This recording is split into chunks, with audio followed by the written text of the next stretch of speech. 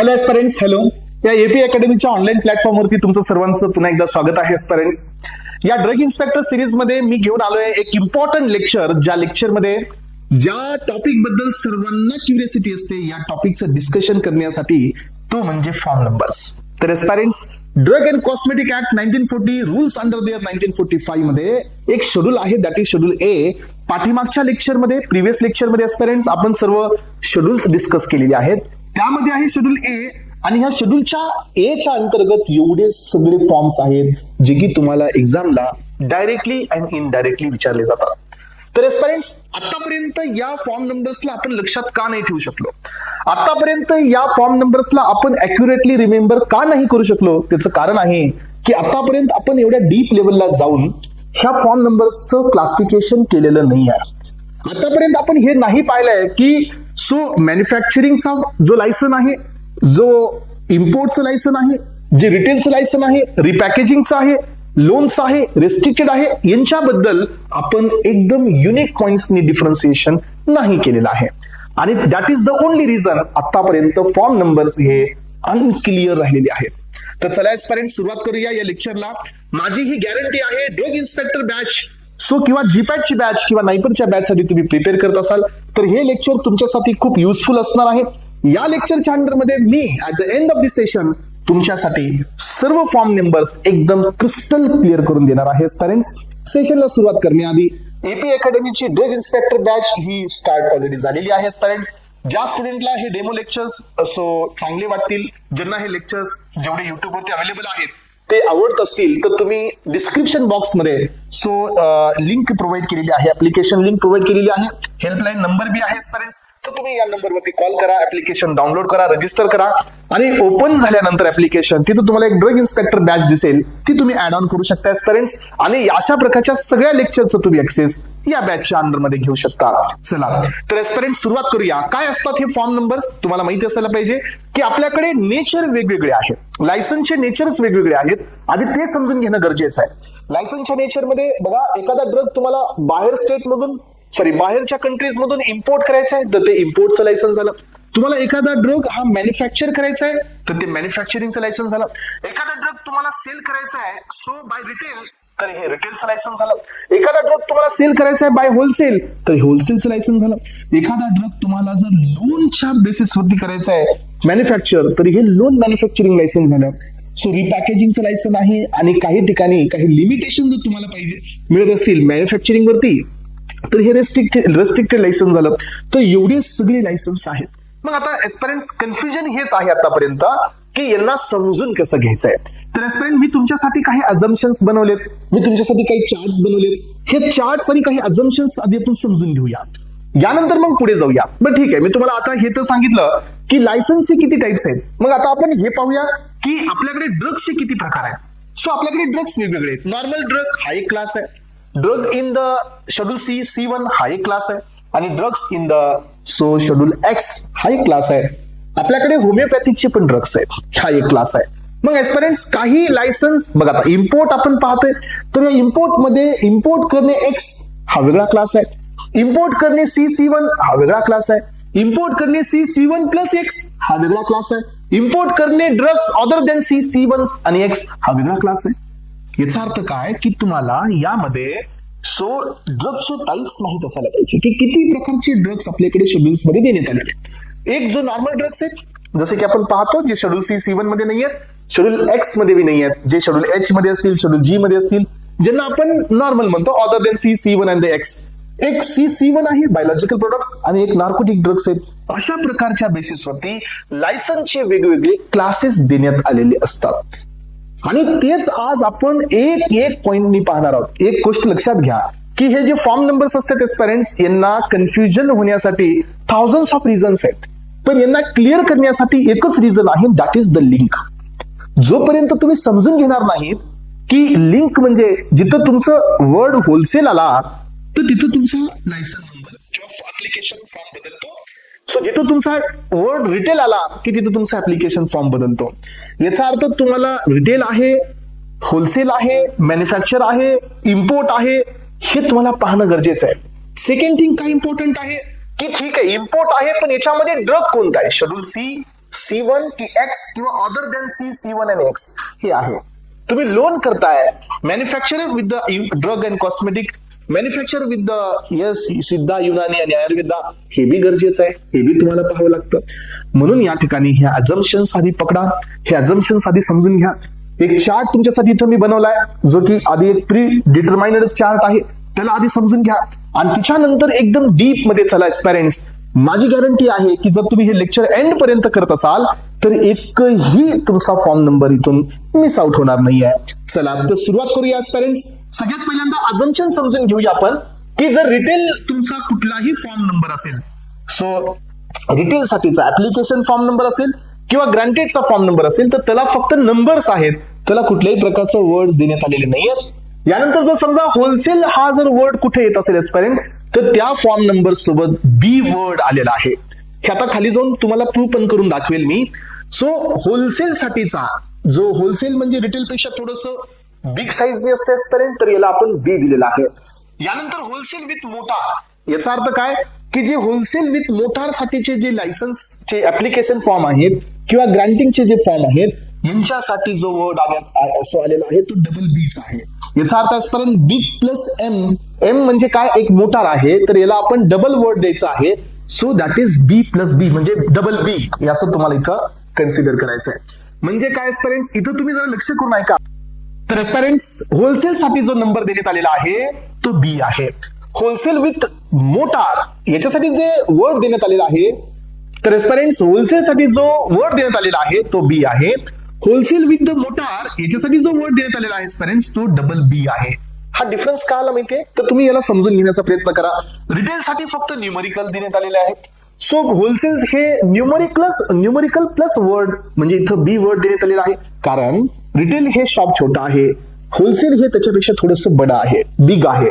त्यामुळे आपण असं समजून घेऊया याचं आणि फॉर्म नंबरचं काही रिलेशन नाहीये. हे तुम्हाला मी ट्रिक्स म्हणून लक्षात ठेवण्यासाठी सांगतोय. जिथं जिथं होलसेलचं लायसन आलेलं आहे एस्पायरंट, सो जिथं जिथं होलसेल साठीचं ऍप्लिकेशन फॉर्म आलेला आहे, जिथं जिथं तुम्हाला होलसेलचा ग्रँड फॉर्म आलेला आहे तिथं तुम्हाला नंबर सोबत बी हा एक वर्ड पाहायला मिळेल. जिथं जिथं होलसेल प्लस मोटार आहे, होलसेल प्लस मोटार आहे तिथं तुम्हाला नंबर प्लस वर्ड पाहायला मिळेल आणि तो वर्ड असणार आहे डबल बी. जिथे जिथं रेस्ट्रिक्टेड लायसन्स हा वर्ड आलेला आहे त्या ठिकाणी तुम्हाला नंबर प्लस ए हा वर्ड पाहायला मिळेल. जिथे तुम्हाला लोन लायसन पाहायला मिळेल तिथं तुम्हाला एकतर ए किंवा ई हा वर्ड पाहायला मिळेल नंबर सोबत. बरं मी हे का सांगतोय माहितीये की मी तुम्हाला ह्या सगळ्या पॉइंट्सला सिम्प्लिफाय करण्याचा प्रयत्न करतोय. हे अझम्पशन्स आहेत एस्पायरंट्स. याच्यामुळे काय होईल की फॉर्म नंबर तुमचे लवकर क्लिअर होण्याची या ठिकाणी तुम्हाला टेंडन्सी भेटेल. याच्याशिवाय तुम्ही मग काय होईल की तुम्हाला सगळे फॉर्म नंबर्स पाठ करायची गरज नाही, एक सिक्वेन्सनी पुढे जाण्याचा तुमचा प्रयत्न होईल. मग डबल एकदा पाहूया आपण काय पाहिलं की जर तुमचे रिटेलचा जर फॉर्म नंबर असेल तो ऍप्लिकेशन वाला असो किंवा तो ग्रँट वाला असो तर त्याच्यामध्ये कुठल्याही प्रकारचा वर्ड नाहीये, फक्त नंबर आहे. मग तो कोणताही असेल, 90 असेल, 20 असेल, 24 असेल, हे आपण पुढे पाहणार. जर तुमच्या जर तुम्ही लायसन होलसेल साठी करताय त्याच्यासाठी जो फॉर्म नंबर आहे त्याच्यामध्ये नंबरच्या पाठीमागे ए येणार आहे. जर होलसेल प्लस मोटार साठी जर लायसन मागवताय तर त्याचे जे फॉर्म नंबर्स आहेत त्याच्यामध्ये नंबर प्लस पाठीमागे 2 वर्ड येणार आहे. इथं तुमचा वर्ड आला बी, इथं जो वर्ड आलेला आहे सर डबल बी, हे डबल बी चा वर्ड आलेला आहे पहा. सो रेस्ट्रिक्टेड लायसन जर तुम्हाला पाहिजे असेल याच्यासाठी जो आपण वर्ड दिलेला आहे नंबर प्लस ए हा वर्ड येणार. आणि जर लोन लायसन पाहत असाल एस्पायरंट्स तर याच्यामध्ये नंबर प्लस एकतर ए येऊ शकतं नाहीतर नंबर प्लस ई येऊ शकतं. या 2 ते 3 कॉन्सेप्टला आधी क्लिअर करा. हे क्लिअर झाल्याशिवाय खाली डिसेंड होऊ नका किंवा खाली एंटर करू नका, कारण का हे तुम्हाला आयडिया देणार आहे. यानंतर पहा एस्पायरंट्स पुढे येतोय मी. जर तुमचा drug other than schedule C, C1 आणि X असेल तर नंबर 20 आहे. सो बऱ्याच ठिकाणी हा 20 आहे. मग 20A 20B हे पुढे पाहायचंय. हे अझम्पशन्स आहेत. जर तुमचा ड्रग C1 आहे तर तुम्हाला फॉर्म नंबर 21 आहे. याच्यामध्ये 21A 21B हे असू शकतं, पण जर शेड्यूल C1 चा असेल तर या ठिकाणी नंबर हा 21 असणार आहे. शेड्यूल X असेल, नार्कोटिकचे ड्रग्स असतील तर तिथं नंबर जवळजवळ 20 आहे. हा तर हे अझम्पशन्स आहेत फॉर्म नंबर सुरू करण्याआधी. हे अझम्पशन्स क्लिअर झाल्याशिवाय फॉर्म नंबर्स कडे तुम्हाला जाता येणार नाहीये. मग आता आपण हेच सगळे पॉइंट्स इथं कव्हर करण्याचा प्रयत्न करूया एस्पायरंट्स. हे बघा इथं तुम्हाला मी 4 प्रकारचे लायसन्स दिलेले आहेत, त्यांचे फॉर्म नंबर्स खाली आहेत. So type retail, wholesale, wholesale with the motor, restricted and loan. तर हे पहा इथं आहे ऑदर दॅन C1 आणि X. तर मी काय दिलं होतं की जिथं जिथं ऑदर दॅन C1 असणार आहे तिथे तिथं नंबर 20 20 20 20 हे सोडून द्या लोन लायसन. तर जवळजवळ सगळीकडे 20 नंबर आहे. अलग लक्षात. याचा अर्थ एक कॉन्सेप्ट क्लिअर झाली, एक्सेप्ट लोनला साईडला ठेवा. असं करूनच तुम्हाला हे समजून घ्यायचंय, otherwise it is not possible to understand the entire form numbers. बरं ठीक आहे, समजून बी जातील पण लक्षात कसं राहणार आहे. याचा अर्थ की जिथं schedule drugs other than C1 आणि X आहे तिथं नंबर जनरली 20 आहे. मग आपण वरी काय पाहिलं होतं, रिटेलच्या मध्ये कुठल्याही प्रकारचा वर्ड नाही आहे. बघा इथं रिटेलच्या मध्ये वर्ड नाही आहे, एक्सेप्शन एक आहे फक्त. याला एक्सेप्शन आहे फक्त X साठी वर्ड आहे. पण रिटेल मध्ये इथं schedule C other than C1 आणि X, शेड्यूल C आणि C1 एक्सक्लुडिंग X आणि X याच्यामध्ये ह्या दोघांना वर्ड नाहीये, हे एक्सेप्शन आहे. पुढे तुम्हाला हे सांगायचं आहे. मग आता पुढे येतोय, सो होलसेल मध्ये जो काही नंबर तुम्हाला मिळालाय त्याच्या पाठीमागे B आहे. X हे एक्सेप्शन आहे, X हे एक्सेप्शन आहे. म्हणून तर थोडस कॉम्प्लिकेशन्स मी आता हे सॉल्व्ह करत चाललोय, कारण असं समजूनच तुम्हाला लक्षात ठेवायचंय. हे बघा, सो रिटेल साठी 20 आहे तर होलसेल साठी 20B आहे. तर होलसेल साठी एक B ऍड होतोय, तर होलसेल विथ द मोटार साठी 20 आहे. सो शेड्यूल C1 साठी 21 आहे तर याच्यासाठी 21B आहे. हे होलसेल साठी सिंगल B आहे. तर होलसेल साठी सिंगल B आहे तर होलसेल विथ द मोटार साठी B आहे. फरक समजला. वरती जाऊन बघा, मी तुम्हाला हे दिलं होतं की रेस्ट्रिक्टेड लायसन्स साठी जो डिजिट आले ते A आलेला आहे. इथं बघा 20A आणि हे 21A. याचा अर्थ काय की तुम्हाला आत्ताच्या आत्ता एवढे फॉर्म्स लक्षात राहू शकतात. याच्यामधून आपण सगळेच फॉर्म करायला नाही चाललोय, पण जेवढे जमेल तेवढे आपण करायला चाललोय. तर रेफरन्स लक्षात घ्या. सो हे अझम्पशन्स तुम्हाला काय सांगत आहे, अझम्पशनच्या बेसिसवरती तुम्ही रिटेल, होलसेल आणि होलसेल विथ मोटार आणि रेस्ट्रिक्टेड काढले, लोनला थोडे एक्सेप्शन मध्ये ठेवा. सो आपण हे सांगितलं होतं की ऑदर दॅन C1 आणि X साठी डिजिट 20 आहे, फिगर नाही आहे, सॉरी वर्ड नाही आहे. इथं 20B कारण हे होलसेल आहे म्हणून सिंगल B आहे. सो यानंतर 20BB कारण होलसेल प्लस मोटार आहे, आणि तिथं 20A कारण वरती आपण काय दिलंय की जिथं जिथं रेस्ट्रिक्टेड लायसन असेल तिथं तिथं डिजिट वर्ड तुम्हाला A यूज करायचंय, डिजिट तुम्ही डिसाइड करा. मग आपण 20 हा डिजिट कोणासाठी दिलाय, so drugs other than C1 आणि X. म्हणून बघा हे 4 पॉइंट एक सोबत क्लिअर व्हायला पाहिजे, क्लिअर व्हायलाच पाहिजे. पहा यानंतर पहा फ्रेंड्स, 21, 21B, 21BB, 21A. ए का आला, कारण तो रेस्ट्रिक्टेड लायसन आहे. पाठीमागचे जे दोन आहेत हे एक्सेप्शन मध्ये ठेवायचे आहेत. हे पहा, मग आता आपण मोटार वरती शेड्यूल X ड्रग्स देणार आहोत का, नाही. रेस्ट्रिक्टेड साठी शेड्यूल X ड्रग देणार आहोत का, नाही. आणि लोन साठी पण नाही. याचा अर्थ सो नार्कोटिक ड्रग्स साठी restricted, wholesale with motor and loan licence साठी कुठलाही फॉर्म नंबर नसतो, कारण हे लायसन्स इश्यू केले जात नाहीत. मग आता आपल्याला हे लक्षात ठेवायचंय की इथं G आला, इथं F आलेला आहे. तर F हा रिटेलचा जो लायसन आहे, 20F म्हणजे काय, नार्कोटिक ड्रग्सचं लायसन आपल्याला मिळवलेलं आहे. या ठिकाणी हे ग्रांटिंगचे नंबर आहेत बरं का, सगळे हे ऍप्लिकेशन नंबर नाही आहेत, हे ग्रांटिंगचे नंबर आहेत. खाली मी सगळेच दिलेत, पण मी आधी तुम्हाला लिंक देतोय. अलग लक्षात, मला लिंक द्यायची एक्सपिरियन्स, एकदा लिंक तुमच्या समोर आल्यानंतर तुमच्या लक्षात राहील की हे सगळं का होत आहे. अलग लक्षात, म्हणून तर आपण हे सगळं पाहतोय की इथं शेड्यूल X आहे तर याच्यासाठी 20F रिटेल साठी आहे, तर 20G हा होलसेल साठी आहे.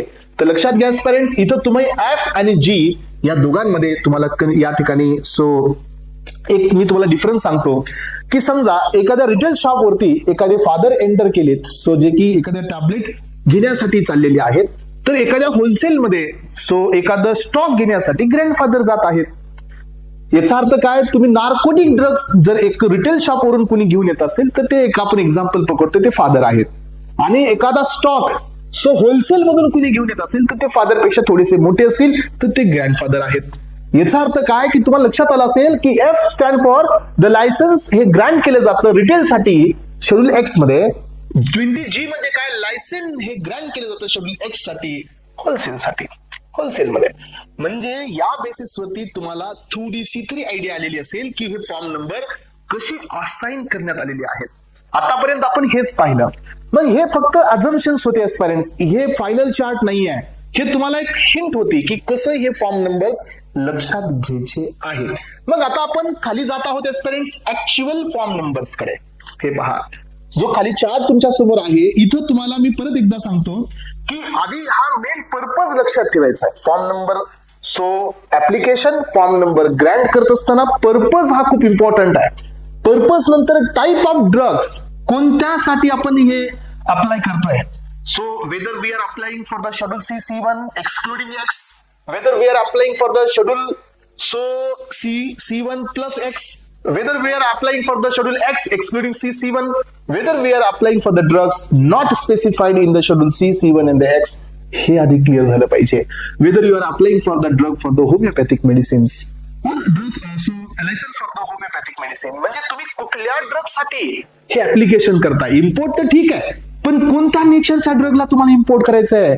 आणि याच्या पुढे जे दोन कॉलम तुमच्या समोर दिसत आहेत पॅरेंट्स, तर हे आहे ऍप्लिकेशन कोणत्या फॉर्म नंबर मध्ये केलं आणि तुम्हाला लायसन कोणत्या फॉर्म मध्ये ग्रँट झाला.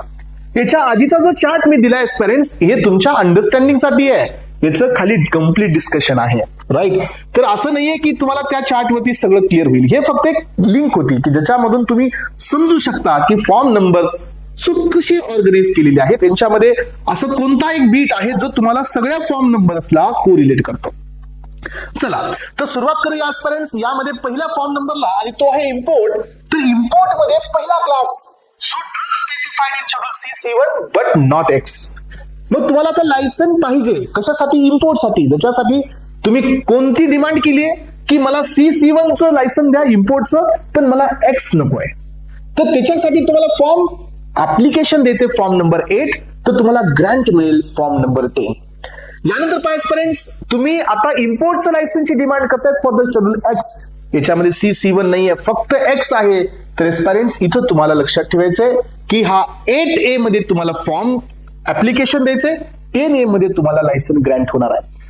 ऍस्पायरंट्स तुम्ही म्हणाल की सर मग हे वरती का आलं नाही? हे एक्सेप्शन आहे. मी आधी सांगितलं, जो चार्ट तुम्हाला स्टार्टिंगला देण्यात आलेला आहे तो पूर्ण नाही आहे.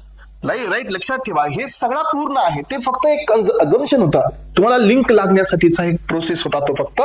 यानंतर फ्रेंड्स, इम्पोर्ट करायचे. सो लायसन कशाला पाहिजे तुम्हाला? ड्रग जो इम्पोर्ट होत आहे त्याची एक्झामिनेशन, त्याची टेस्टिंग किंवा त्याची अनालिसिस साठी. तर तुम्ही फॉर्म ऍप्लिकेशन द्या 12 मध्ये, तर तुम्हाला ग्रँट होणार आहे फॉर्म नंबर 11 मध्ये. यानंतर friends, import the drug by government. हा, हे थोडं अजून इम्पॉर्टंट आहे. जर एखादा ड्रग हा इम्पोर्ट करायचा आहे गव्हर्नमेंट पर्पज साठी, जर एखादा ड्रग इम्पोर्ट करायचा आहे गव्हर्नमेंट इन्स्टिट्यूशन साठी, तर त्याच्यासाठी तुम्हाला फॉर्म नंबर अप्लाय करायचा आहे ऍप्लिकेशन, दॅट इज 12AA, आणि जे लायसन तुम्हाला ग्रँट होईल एस्पायरंट ते असेल फॉर्म 11A. यानंतर एस्पायरंट, स्मॉल क्वांटिटी इम्पोर्ट करायचे फॉर पर्सनल यूज साठी. बघा, इम्पोर्ट मध्ये एवढे क्लासेस आहेत. मग आपण आतापर्यंत इम्पोर्ट नाही पाहिला, आपण आतापर्यंत याच्यामधले हे क्लास नाही क्लेरिफाय केले, मग फॉर्म नंबर कसे लक्षात राहतील? नाही राहणार आहे. फॉर्म नंबर लक्षात राहण्यासाठी आधी क्लास इम्पॉर्टंट आहे. फॉर्म नंबर लक्षात राहण्यासाठी त्याच्यातील इंडिव्हिज्युअल ड्रग किंवा इंडिव्हिज्युअल कॅरेक्टर इम्पॉर्टंट आहे. जसं की हे इंडिकेट करतंय की मला इम्पोर्ट करायचं आहे ड्रगचा, पण स्मॉल क्वांटिटीज मध्ये, कारण हे पर्सनल यूज साठी पाहिजे. तर तुम्ही याच्यासाठी जो लायसन आहे त्याचं ऍप्लिकेशन करा 12A मध्ये, तर तुम्हाला ग्रँटिंग मिळेल 12B मध्ये. तर एस्पायरंट्स, यामध्ये आपले जेवढे काही ऍप्लिकेशन्स होते इम्पोर्ट रिलेटेडचे, हे सगळे, आणि जेवढे काही ग्रँटिंगचे फॉर्म होते हे सगळे इथं संपलेले आहेत. Now we are moving towards the purpose of retailing. Retail साठी आपल्याला कोणते फॉर्म मधून अप्लाय करावं लागतं लायसन साठी, आणि लायसन हे कोणत्या फॉर्म मधून आपल्याला ग्रँट होतं. मग एस्पिरंट्स, याच्यामध्ये पण तुम्हाला प्रत्येक बीट हा मॅच करावा लागतो. बघा, so application or grant to sell stock or exhibit or offer to sell or distribute homeopathic medicines for the retail. हा, आता होमिओपॅथिक आपल्याकडे 3 येणार आहे. Homeopathic for the retail, homeopathic for the wholesale, आणि होमिओपॅथिक फॉर द, सो याच्या खाली अजून एकदा होलसेलच्या पुढे गेल्यानंतर अजून एक तुम्हाला होमिओपॅथिक येणार आहे मॅन्युफॅक्चर साठी. मग तुम्ही काय करायचं की हे 3 होमिओपॅथीचे फॉर्म नंबर साईडला घ्यायचे आणि यांना एकदा कॉलम मध्ये टाकायचंय आणि याला एकाच सोबत रीड करायचंय. पण मी देताना कसं दिलंय की तुम्हाला कन्फ्युजन होणार नाही कुठल्याही बीटचा. कन्फ्युजन होत असेल तर मग तकलीफ जास्त होणार आहे. हे पहा, सो रिटेल मध्ये आपण ऍप्लिकेशन करतोय किंवा आपल्याला ग्रँट बी मिळवायचंय. पुढे 2 ऑप्शन आहेत. सो ड्रगचं सेल करण्यासाठी, स्टॉक करण्यासाठी एक्झिबिट किंवा offer to sale or distribute. पण कोणत्या मेडिसिन्सला? होमिओपॅथिक. सो कोणत्या थ्रू? Retail through. तर फॉर्म नंबर अप्लाय करा, ऍप्लिकेशन 19B, तर तुम्हाला ग्रँट मिळेल लायसन 20C मध्ये.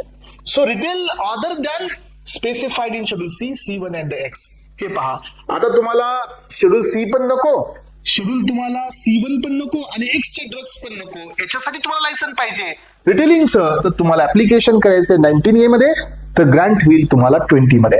रिटेल ड्रग्स जे काही स्पेसिफाईड आहे शेड्यूल सी, C1 मध्ये, बट X नाही घ्यायचा आहे. तुम्हाला रिटेलिंग करायची आहे त्या ड्रग्सची जे शेड्यूल सी, C1 मध्ये आहेत, पण तुम्हाला X ड्रग्सची रिटेलिंग नाही करायचे. त्याच्यासाठी जे लायसन तुम्हाला पाहिजे त्याचं ऍप्लिकेशन तुम्हाला करायचंय 19 मध्ये, तर तुम्हाला ग्रँट मिळेल 21 मध्ये. So retailing the drugs specified in the schedule X, याचा अर्थ की तुम्हाला आता हे लायसन पाहिजे की तुम्हाला रिटेलिंग करायचे फक्त नार्कोटिक ड्रग अँड द सायकोट्रॉपिक सबस्टन्सेसचा. याला नाव द्यायचं शेड्यूल X. पहा एस्पायरंट्स, या ठिकाणी तुमचा आला 20F, आठवला असेल तुम्हाला. बघा, रिटेलिंगचा जो होता 20F हा X साठीचा आहे. म्हणून मी तुम्हाला इथं सांगितलं की वरती जो मी चार्ट तुम्हाला एक्सप्लेन केलेला आहे पेरेंट्स, त्याचं बेसिक इथं सो तिथं झालंय, ऍडव्हान्स इथं कव्हर होत आहे. हे ऍप्लिकेशन आहे, ते ग्रांटिंग आहे. वरती जेवढे फॉर्म नंबर तुम्हाला एका टेबलर फॉर्म मध्ये मी दिलेत, हे सगळे ग्रांटेड फॉर्म नंबर आहेत, लक्षात घ्या. ऍप्लिकेशन फॉर्म नाही आहेत ते. सो यानंतर पहा, पुढे येतो आता होलसेल साठी. तर पेरेंट्स, होलसेल साठी आपण काय पाहतोय पहा. सो होलसेल साठी application grant to sale, stock, exhibit, distribute or offer to sale, but wholesale, by wholesale. Very very important. आतापर्यंत रिटेल होतं, हे होलसेल आहे. So drug other than, so yes, C1 आणि X, अदर दॅन C1 आणि X by wholesale, याच्यासाठी application आहे 19. तर तुम्हाला इथं लायसन ग्रँट होईल फॉर्म नंबर 20B मध्ये. सो एस्पिरंट, याच्यामध्ये आणि याच्यामध्ये काय फरक आहे सांगा बरे. सो याच्यामध्ये आणि याच्यामध्ये काय फरक आहे? काही फरक नाही.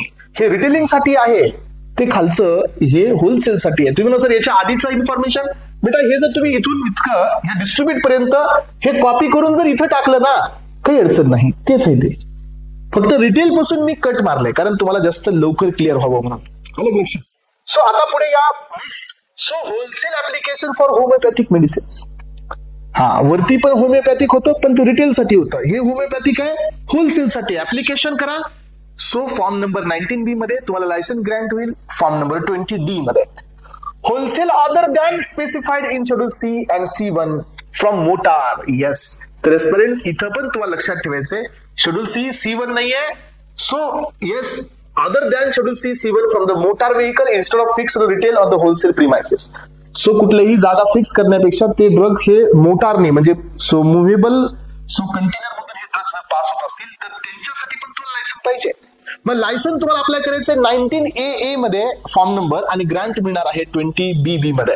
आठवत असेल का बघा, मी तुम्हाला दिलं होतं होलसेल प्लस मोटार, तर डबल B चा डिजिट आला. पहा, डबल B आलेला आहे, 20BB. तिथं जाऊन पहा, वरच्या चार्ट मध्ये तेच मिळेल. यानंतर पहा पेरेंट्स, पुढे येतोय wholesale drugs for the schedule X. तर तुम्हाला माहितीये की मी होलसेलचा शेड्यूल X काय दिलता? सो G दिला होता, G 20G. पहा, कारण जो स्टॉक ज्यांनी परचेस केला होता तो बडा स्टॉक होता, आणि बडा स्टॉक परचेस केला जातो ग्रँडफादरनी, म्हणून मी तिथं काय दिलं होतं 20G. सो हे पहा, ऍप्लिकेशन 19C, आणि हे लायसन ग्रँट होतं फॉर्म नंबर 20G मध्ये. Wholesale in the drug specified schedule C, C1, but X नाही आहे. शेड्यूल सी, C1 आहे पण X नाही आहे. तर तुम्ही ऍप्लिकेशन केलं होतं 19 मध्ये, ग्रांटिंग झालेलं आहे 21B मध्ये. बघा, मी तिथेही दिलं होतं 21B. So schedule C, C1 आहे बट X नाही आहे. यानंतर पहा, schedule C, so C1 not included the schedule X, but हे मोटार वरती आहे. बघा, तुम्हाला तिथे बी आठवत असेल, मी परत एकदा जाऊन तुम्ही चेकआउट करा. डबल B आलं का? 21BB. येस, ऍप्लिकेशन म्हणजे लायसन ग्रँट होतं फॉर्म नंबर 21BB. ऍप्लिकेशन केलं होतं 19AA मध्ये. यानंतर पेरेंट्स, आता पुढचे जे लायसन आहेत हे मॅन्युफॅक्चरिंग बद्दलचे. आतापर्यंत जे झालंय ते समजून घ्या. लेक्चर हे रिपीट पहा, twice in time, thrice in time. तुम्ही हे लेक्चर पाहिल्याशिवाय तुम्हाला ह्या फॉर्म नंबरचा लिंक लागणार नाही पेरेंट्स. पण जे डेटा तुम्हाला मी प्रोव्हाइड करतोय, it is a most accurate data, जो drug and cosmetic act 1945, rules under their 1945, इथून हा डेटा घेण्यात आलेला आहे. तर आता पुढचा बीट काय सांगा बरे पेरेंट्स.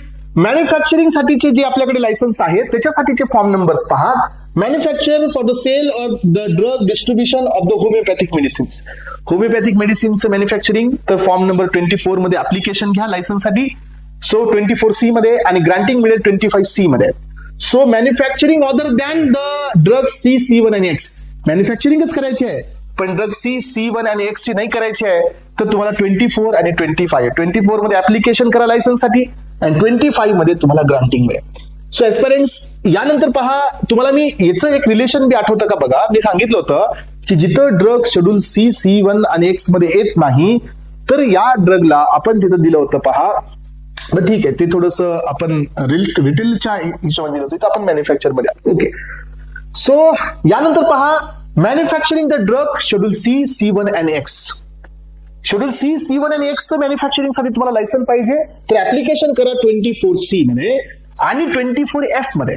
कारण का बघा एस्पिरंट्स, इथं तुम्हाला दोन क्लास करायचे, C, C1 आणि X. C, C1 साठी ऍप्लिकेशन आहे 24C आणि X साठी ऍप्लिकेशन आहे 24F. ग्रांटिंग होणार आहे C, C1 ची 25C मध्ये आणि ग्रांटिंग होणार आहे X ची 25F मध्ये. त्यामुळे जर तुम्हाला दोन्हीचंही तुम्हाला येस मॅन्युफॅक्चरिंगचं लायसन पाहिजे C, C1 आणि X, तर तुम्हाला दोन ऍप्लिकेशन करावेला पाहिजे, दोन फॉर्म मधून, आणि दोन फॉर्म मधून तुम्हाला लायसन हे ग्रँट केलं जाईल. हे बघा, इथं तुम्हाला दिसतंय की इथं फक्त C, C1 आहे, X नाही आहे. C, C1 आहे, X नाही आहे, तर फॉर्म नंबर कुठला ऍप्लिकेशनचा 24C इथलाच असणार आहे आणि ऍप्लिकेशन ग्रँटेड 25C. जर फक्त X चं करायचं आहे, शेड्यूल C, C1 काढून टाकलं आपण, excluded C, C1 only for X, तर ऍप्लिकेशन आहे 24F, ग्रँटिंग होणार आहे 25F. याचा अर्थ जर तुम्हाला असं एक लायसन पाहिजे ज्याच्यामध्ये शेड्यूल C, C1 बी आहे, X बी आहे, तर तुम्हाला हे दोन ऍप्लिकेशन सोबत करायचे, तुम्हाला ग्रँट मिळेल त्या दोन मध्ये, म्हणून हे दोघांचं कॉम्बिनेशन आहे. आणि जर तुम्हाला फक्त C, C1 पाहिजे तर ह्या कॉलम थ्रू, ह्या रो थ्रू जा. सो आणि जर तुम्हाला फक्त X पाहिजे तर ह्या रो थ्रू जा. तर हे आहेत तुमचे याच्यामध्ये असणारे forms. So aspirants, manufacture of the drug related to the Ayurveda, Siddha आणि Unani, very very important. 24D, 25D. हा, तर एस्पिरंट्स, आयुर्वेदा, सिद्धा, युनानी साठी जर तुम्ही मॅन्युफॅक्चरिंग लायसन्सची जर डिमांड करत असाल तर ऍप्लिकेशन करायचे 24D मध्ये आणि ग्रांटिंग मिळेल तुम्हाला एस्पिरंट्स 25D मध्ये. So aspirant, manufacture of the drug for the test, examination and analysis. तुम्हाला ऍप्लिकेशन करण्यासाठी इथं प्रॉपर फॉर्म देण्यात आलेला नाहीये, पण ग्रांटिंग होईल फॉर्म नंबर 29 मध्ये. तर एस्पिरंट्स, हे झाले तुमचे नॉर्मल सर्व मॅन्युफॅक्चरिंगचे फॉर्म्स. सो ऍप्लिकेशनचे फॉर्म्स आणि ग्रांटिंगचे फॉर्म्स लायसन्ससाठी. आता आपल्याला या ठिकाणी मॅन्युफॅक्चरिंग करायचे कॉस्मेटिक्सची ओन प्रिमायसिस मध्ये, तर तुम्हाला ऍप्लिकेशन करायचे 31 मध्ये, तर ग्रांटिंग मिळेल तुम्हाला 32 मध्ये.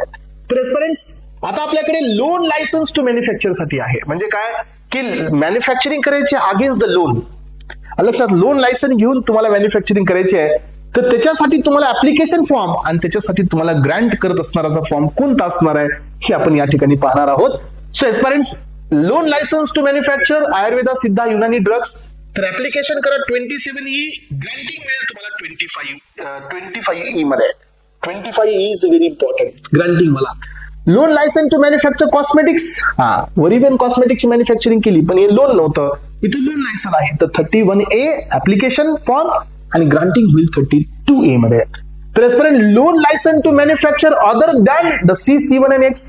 हा, इथं बी लोन लायसन आहे पण C, C1 आणि X सोडून, तर तुम्हाला ऍप्लिकेशन करायचंय 24A मध्ये, ग्रांटिंग होणार आहे 25A मध्ये.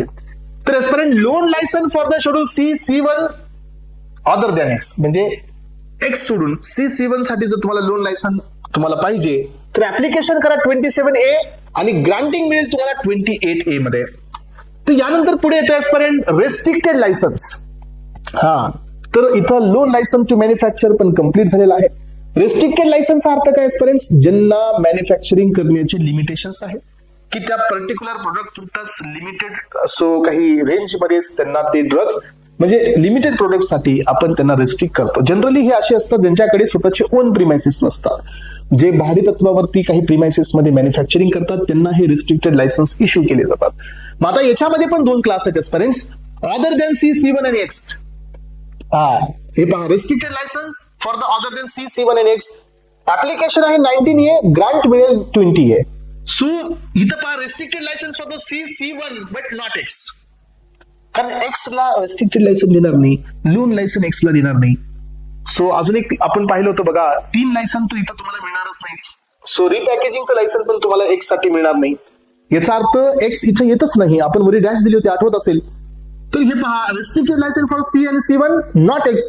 अप्लाय करा 19 मध्ये आणि लायसन ग्रांट होईल तुम्हाला 21A मध्ये. तर एस्पिरंट्स, आता आहे रिपॅकेजिंग लायसन. रिपॅकेजिंग म्हणजे काय? रिपॅकेजिंग करणे. सो जे की बल्क असतील त्यांना छोट्या छोट्या पॅकेज मध्ये डिस्ट्रीब्यूट करणे. So other than C, C1 and X. So yes, other than C, C1 आणि X. तर याच्यासाठी तुम्हाला काय आहे? अदर दॅन दोन specified C, C1 excluding the X. X पण नाही, C पण नाही, C1 पण नाही. 24B मध्ये अप्लाय करा. 25B मध्ये तुम्हाला त्याची ग्रांटिंग मिळेल. यानंतर पेरेंट्स, सो ब्लड मॅन्युफॅक्चरिंगचे काही लायसन्सेस आहेत.